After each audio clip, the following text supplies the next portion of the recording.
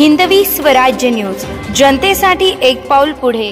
नांदगाव शहरालगत असलेले अस्वलधारा येथील एका आरोपीस रंगेहात अटक, 3 फरार, हातजोडी पायपडी, इंद्रजाल, 30 लाख रुपये किमतीचा मुद्देमाल जप्त।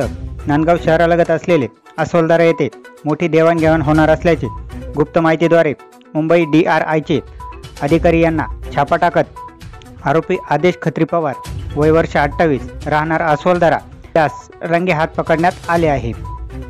सविस्तर वृत्त असे की महाराष्ट्रात परिचित असणारे अस्वलधारा येथे नेहमीच हरणांची कस्तुरी, कासव, गांडूळ, पैशांचा पाऊस, जादूटोणा लागणारे साहित्य येथे सहजपणे उपलब्ध होत असतात।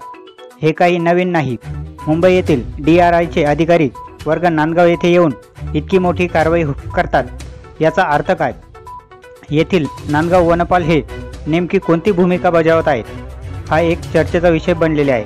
श्री छत्रपती शिवाजी महाराज यांच्या काळात नरवीर तानाजी मालुसरे यांनी कोंढाणा किल्ला सर करण्यासाठी यशवंती घोरपडीचा उपयोग करून किल्ला सर केला होता। याच प्राण्याच्या घोरपडीचे लिंग काढून हातजोडी, पायपडी, इंद्रजाल या वस्तू खुलेआम बाजारात विक्री करत आहेत।